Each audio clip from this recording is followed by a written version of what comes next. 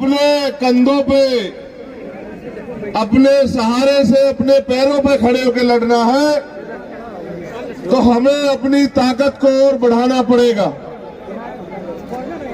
जब हमारी ताकत बढ़ेगी तभी हमारे मुद्दों पे, हमारी समस्याओं पे सरकारें गंभीर होंगी। जाएगी, चली जाएगी, यहाँ से घुस के चली जाएगी। यहाँ बड़े पैमाने पे उपस्थित माताओं बहनों का भी मैं धन्यवाद करता हूँ। बहुजन समाज के लोगों, आज जो हालात पूरे देश में हो चुके हैं, इन हालातों से लड़ने के लिए हमें आज नहीं तो कल हक अधिकार की इस लड़ाई में अपने योगदान को निभाने के लिए तैयार होना है। ये बिहार है, मैं पूरे देश में घूमता हूं। बिहार के साथ जो अन्याय हुआ है, समय समय पे बहुत सी सरकारें यहां रही, लेकिन आज भी सबसे ज्यादा अगर रोजगार के लिए किसी प्रदेश के लोग जाते हैं तो वो बिहार के लोग जाते हैं। इसका मतलब कि सरकारें जो भी रही हो, वो सभी सरकारें यहाँ के लोगों की बुनियादी समस्याओं को न समझ पाई है, न ही उनको बदलने का प्रयास कर पाई। हमारे भीम आर्मी आजाद समाज पार्टी के कर्मठ, ईमानदार, संघर्षशील कार्यकर्ता और नेता पिछले 24-25 दिन बिहार के गांव गली में, सड़क पे बहुजन समाज जोड़ो, भाईचारा तैयार करो, अधिकार प्राप्त करो यात्रा के जरिए आपके बीच गए। आपकी समस्या को सरकार के आगे मीडिया के जरिए, बहुजन मीडिया के जरिए, अखबार के जरिए, दीवारों पर लिख के सरकार को जगाने का काम किया। सरकार जागी तो है, लेकिन सरकार इस बात से जागी है कि इन लोगों के वोटों को कैसे लिया जाए। वो आपके बीच संवाद के कार्यक्रम लेके आना चाहती है। मैं यहाँ के मुख्यमंत्री जी से कहना चाहता हूँ कि वो संवाद जरूर करें, लेकिन संवाद इनकी समस्याओं का हल करने के लिए करे, इनकी वोट को ठगने के लिए ना करे। जब से देश आजाद हुआ है, वोट का अधिकार आया है, हमारे लोगों ने अपनी वोट को सभी लोगों पे भरोसा करके देने का काम किया है। उनके हिस्से में मात्र वादे, उम्मीदें, सपने ही आए हैं। कई मांगे जो बहुत महत्वपूर्ण है, जो मेरे सामने भी रखी गई, यात्रा में जिन पर चर्चा हुई, मैं बहुजन मीडिया के साथियों का भी धन्यवाद करता हूं। मुझे उम्मीद है, क्योंकि ये पटना है, यही बराबर में मुख्यमंत्री जी की पार्टी का कार्यालय है, विपक्ष के भी कार्यालय है, जो सहयोगी साथी है सरकार के उनके कार्यालय भी है, तो शायद उन तक मेरी आवाज जाएगी और हो सकता है आपकी ताकत को, आपकी वोट को, आपके संघर्ष को ध्यान में रखकर हो सकता है कि वो आपकी मुद्दों को सुनने का, उनको निवारण करने का, वोट के कारण ही चाहे काम करे। इसलिए उनके करीब ये सभा रखने का काम हमारे साथियों ने किया।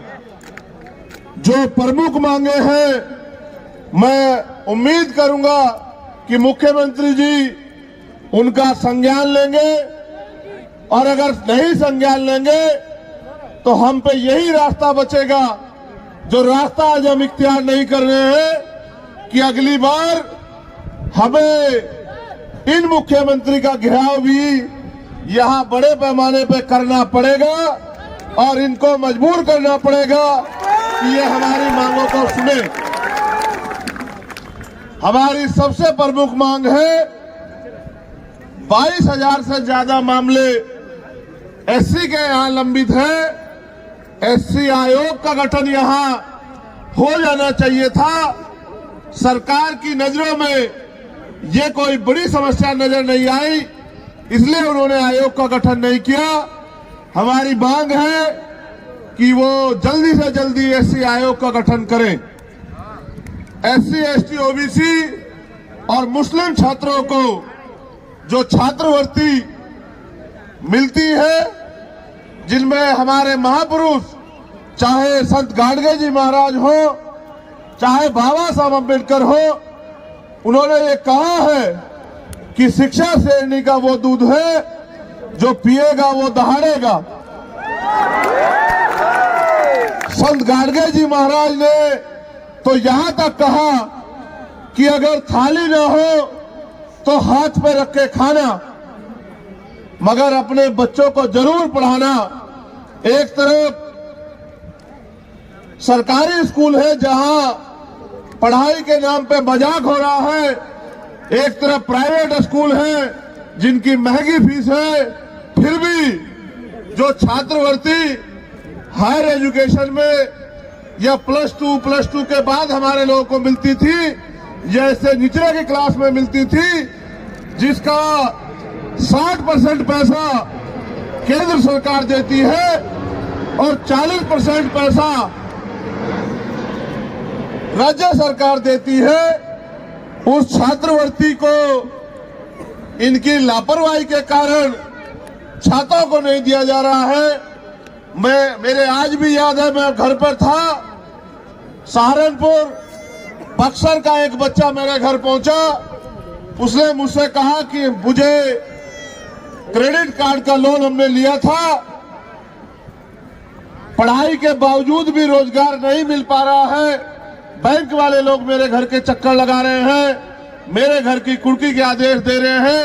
वो रोने लगा और मुझसे कहने लगा कि भैया आप मेरी मदद कराओ, आप मुख्यमंत्री से ये अपील करो, आप उनसे ये निवेदन करो कि जो बच्चे क्रेडिट कार्ड के पैसे नहीं चुका पा रहे हैं क्योंकि रोजगार नहीं मिला है, जैसे अन्य लोगों का कर्ज माफ होता है, अगर वास्तविकता में मुख्यमंत्री जी या उप मुख्यमंत्री जी हमारे बारे में चिंतित है तो उस कर्ज को माफ करने का काम करे या फिर हमें रोजगार देने का काम करे।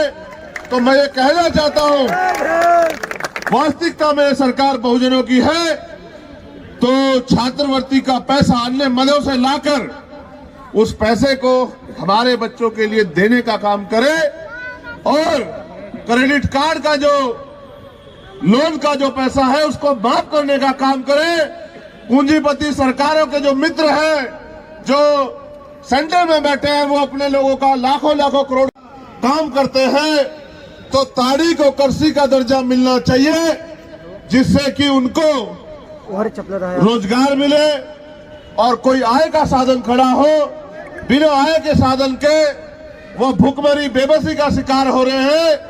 सरकार के नागरिक है इस प्रदेश के, सरकार को सोचना चाहिए, अगर हमें अवसर मिलेगा तो हम ताड़ी को कर्सी का दर्जा दिलाने का काम करेंगे। लेकिन इस सरकार से भी मेरा अनुरोध है कि वो ताड़ी को कर्सी का दर्जा दिलाने का काम करे। तालीमी मरकज टोला सेवक को नियमित करने का काम करे, ऐसी भी हमारी मांग है। और अगर वास्तविकता में सरकार कमजोर वर्गों के प्रति सचेत है, उनका भला करना चाहती है, तो नफरत के नाम पे जो मॉब लिंचिंग होती है, जिसका बड़े पैमाने पे शिकार दलित, आदिवासी और मुस्लिम होते हैं, तो मॉब लिंचिंग के खिलाफ एक सख्त कानून बना के इन लोगों की रक्षा करने का काम सरकार करे। उसके साथ साथ सरकार आने पे या सरकार होने पे सरकार क्या कर सकती है अगर सरकार को ना पता हो। मैं ये भी बताने का काम करूंगा कि कोई भी सरकार को समझ आए कि सामाजिक न्याय, सामाजिक परिवर्तन, आर्थिक मुक्ति ये सिर्फ कहने की बातें नहीं है।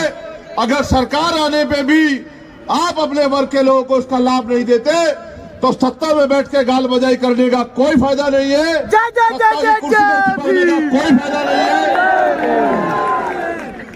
अगर सरकार SC, ST, OBC माइनॉरिटी के प्रति सचेत है तो SC, ST, OBC माइनॉरिटी के लोगों को जो सरकारी ठेके हैं उनमें आरक्षण देने का काम करे। ये आरक्षण की व्यवस्था होने से मैं जिम्मेदारी से कहता हूं, इन्हीं वर्गों के बीच से नए ठेकेदार पैदा होंगे, पैसे वाले लोग पैदा होंगे और उस पैसे से वो अपने वर्गों के हितों के लिए काम करेंगे। एक नया समाज बनेगा जो आर्थिक रूप से मजबूत होगा। SC, ST, OBC के लिए जब हम केंद्र की बात करते हैं तो उनसे हमें उम्मीद है, क्योंकि ना वो सरकार हमारी है, ना उनको हमारे मुद्दों से मतलब है। वो तो हमारा वोट लेके हमारे लोगों को लूटने का काम करती है। तो हमारी ये मांग है कि प्रमोशन में रिजर्वेशन SC, ST, OBC के कर्मचारियों के लिए लागू किया जाए। अगर ये सरकार वास्तविकता में बहुजन समाज के लोगों का हित चाहती है। ये सरकार जातिगत जनगणना करा रही है, उसके लिए तो मैं उनको धन्यवाद देता, लेकिन जातिगत जनगणना कराने के बाद करेगी क्या? तो मैं ये सरकार को रास्ता दिखा रहा हूं कि जातिगत जनगणना करा के, क्योंकि अब 2022 के आदेश के बाद सुप्रीम कोर्ट के 50% की सीमा खत्म हो गई है, तो सरकार बिहार में सबसे पहले 100% रिजर्वेशन लागू करे। जिसकी इतनी संख्या हमारी, उसकी इतनी सभी 52% OBC को 52% आरक्षण दे। जो आबादी दलित आदिवासियों की है उनको उनके बराबर आरक्षण दे। जो आबादी मुस्लिम समाज की है उनके बराबर आरक्षण दे। और जो आबादी सोन समाज की है 5, 7, 10%, तो उनको भी हमारा अधिकार ना लूटने दे, उनको भी उनकी संख्या के आधार पर व्यवस्था कराए।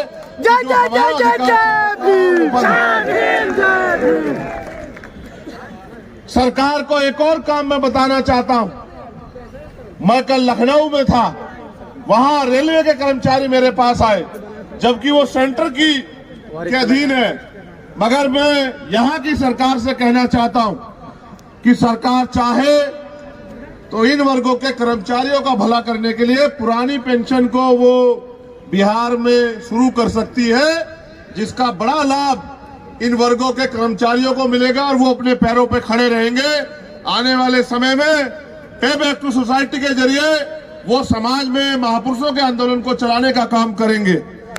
और इसके बाद जहां तक मुझे जानकारी है 8 लाख एकड़ जमीन यहां सरकारी 8 लाख एकड़ जमीन है, 18 लाख, ये जानकारी मुझे बिहार के साथियों ने दी। अगर सरकार वाकई में संवाद करना चाहती है तो वंचित वर्ग के लोगों को कृषि करने के लिए, घर बनाने के लिए, क्योंकि आपकी कई योजनाएं गरीबों का घर छीन रही है। जो 30 साल से लोग बसे हुए हैं, बक्सर में उन्होंने मुझे आके बताया कि सरकार योजना चला रही है, बहुत अच्छी बात है, लेकिन अपने लोगों के घर उजाड़ के तालाब बना के कौन सी योजना आप चलाने का काम कर रहे हैं? इसलिए अगर सरकार करना चाहती है, आज आपके पास मौका है। उस जमीन को, क्योंकि हमने उत्तर प्रदेश में देखा है, मान्यवर काशीराम साहब कहते थे कि जो जमीन सरकारी है वो हमारी है, तो उस जमीन को गरीबों में बांटने का काम करें, जिससे ये गरीब खेती या अन्य कोई रोजगार करके अपने पैरों पे खड़े हो।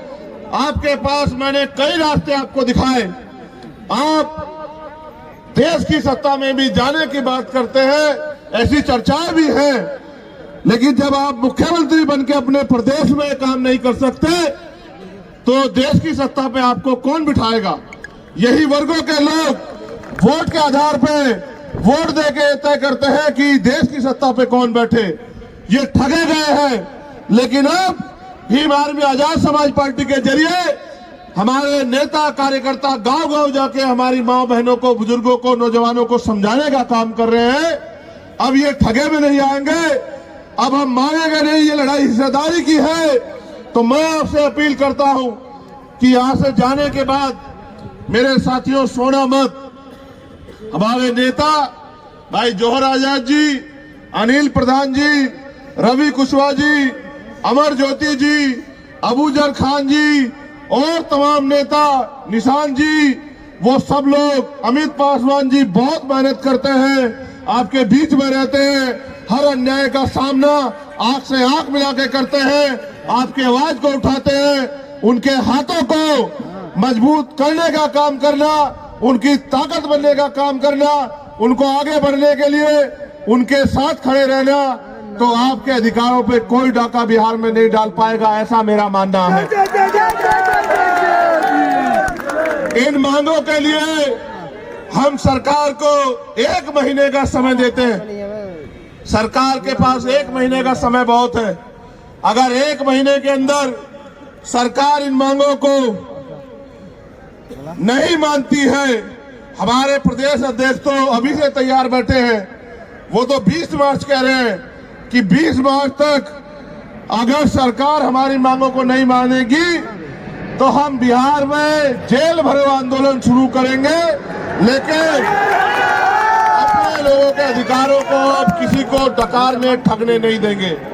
मैं यहाँ पहुंचा हूं इस उम्मीद के साथ कि बिहार में भी आप लोग अपने पैरों पे खड़े होंगे। आपके पास रास्ता है मेरे साथियों। आपको ये तय करना है कि आप बैसाखियों के सहारे रहोगे या अपने पैरों पे खड़े होंगे। बैसाखी आपने इतने दिन देखी, बताओ आपकी जिंदगी में क्या बदला? और अगर नहीं बदला है, बदलना चाहते हो तो फिर जमीन पे जाके काम करो। मुझे आपसे बड़ी उम्मीदें हैं, क्योंकि बिहार की धरती बड़ी क्रांतिकारी धरती है। बिहार से जो क्रांति आंदोलन चलते हैं वो देश की सत्ता को पलट देते हैं। मैं भी ये उम्मीद करता हूं कि बिहार के साथी अपने हक अधिकारों के लिए यहाँ भी अपने पैरों पे खड़े होने का काम करेंगे।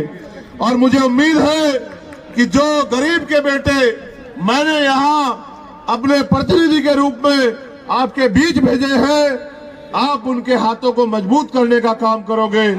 आप यहाँ आए, इस गर्मी में भी अपने साधनों से आए, यहाँ डटे हुए हो। मैं आपका दिल की गहराई से धन्यवाद करता हूँ। आपको बहुत बहुत मुबारकबाद देता हूँ। जो साथी मंच पे हमारे नेतागण हैं, यहाँ के सभी जिला अध्यक्ष, सभी प्रखंड अध्यक्ष, सभी मंडल अध्यक्ष, प्रदेश कमेटी के लोग, राष्ट्रीय कमेटी के लोग, विजय जी यहाँ पहुंचे हैं, राहुल जी, राजेंद्र यादव जी के जो हमारे बेटे राहुल भाई यहाँ पहुंचे हैं, मैं उन सब का भी धन्यवाद करता हूँ। हमारी महिला शक्ति का भी धन्यवाद करता हूँ, क्योंकि मैंने उन्हें सुना, वो बड़े अपने अधिकारों के प्रति जोश में है। आप उनको ताकत देना, वो आपको निराश नहीं होने देंगे। बहुत बहुत धन्यवाद।